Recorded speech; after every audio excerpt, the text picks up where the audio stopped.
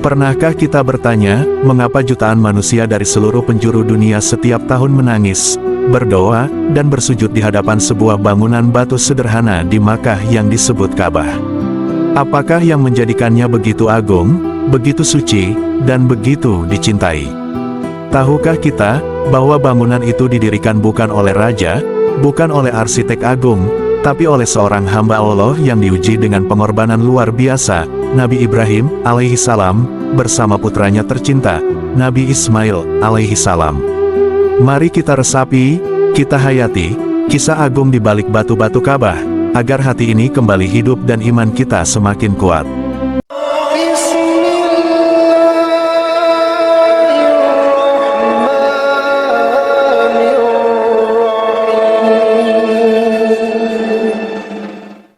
Di suatu malam yang tenang, langit bersih tanpa awan. Nabi Ibrahim, alaihi salam berdiri dalam keheningan. Setelah melewati ujian berat, meninggalkan anak dan istrinya di padang tandus Makkah, kini Allah memberikan perintah baru. Dan ingatlah ketika kami memberikan tempat kepada Ibrahim di tempat Baitullah, dengan mengatakan, janganlah kamu mempersekutukan sesuatu pun dengan aku dan sucikanlah rumahku ini bagi orang-orang yang tawaf, dan orang yang beribadah, ruku, dan sujud. Quran Surat Al-Hajj 26. Hatinya bergetar, Allah memerintahkannya membangun rumah ibadah, tempat manusia akan menyembah Allah hingga akhir zaman. Dan siapa yang dipilih menjadi pendamping dalam tugas suci ini? Bukan pasukan, bukan pekerja, tapi seorang anak muda, anaknya sendiri, Ismail, alaihi salam, yang tumbuh di tengah panasnya gurun Makkah. Hari demi hari, batu demi batu, dua nabi itu membangun Ka'bah. Di bawah terik matahari, pasir menempel di wajah, peluh mengalir membasahi baju, tangan mereka luka memanggul bebatuan. Namun dari mulut keduanya, tak terdengar keluhan. Yang terdengar justru doa yang tak henti mereka panjatkan. Ya Tuhan kami, terimalah dari kami amalan ini. Sesungguhnya Engkaulah yang maha mendengar lagi maha mengetahui. Quran Surat Al-Baqarah 127. Subhanallah, bayangkan dua nabi, dua kekasih Allah, membangun rumah Allah dengan penuh cinta, takwa, dan ketundukan. Ka'bah bukan sekadar bangunan, ia adalah simbol ketaatan tanpa batas. Ketika pembangunan hampir selesai, Nabi Ibrahim mencari batu khusus untuk diletakkan di sudut Ka'bah. Nabi Ismail pun pergi mencarinya. Namun saat kembali, ia mendapati sebuah batu hitam telah berada di tempatnya. Batu itu bukan sembarang batu, itulah Hajar Aswad, batu dari surga yang kini menjadi bagian dari Ka'bah.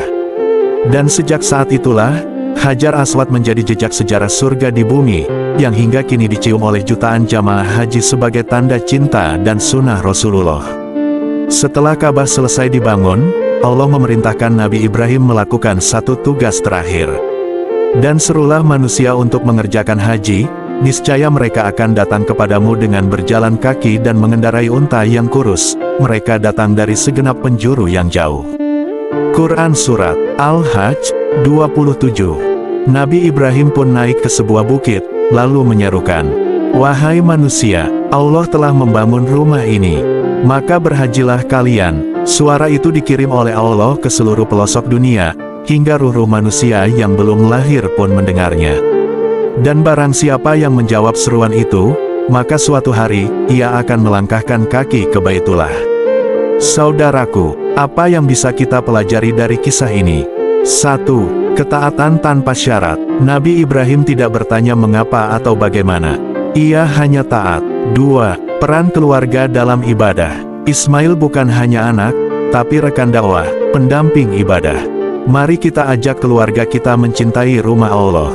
3. Keikhlasan dan doa. Bangunan Ka'bah bukan dibangun dengan kekuatan, tapi dengan doa dan air mata cinta kepada Allah.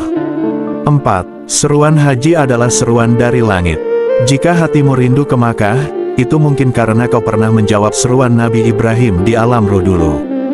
Hari ini, Ka'bah masih tegak berdiri. Ribuan tahun telah berlalu, namun air mata dan doa masih mengalir di sekitarnya.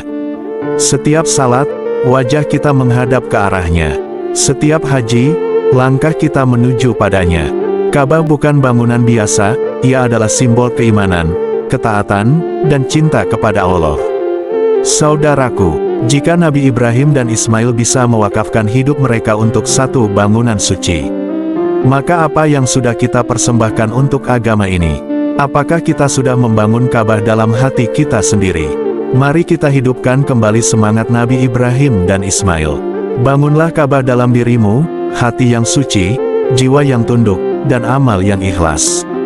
Dan bila suatu saat Allah izinkan engkau melangkah ke tanah suci, ingatlah, setiap batu di Ka'bah adalah saksi cinta dan pengorbanan. Wallahu a'lam. Wassalamualaikum warahmatullahi wabarakatuh.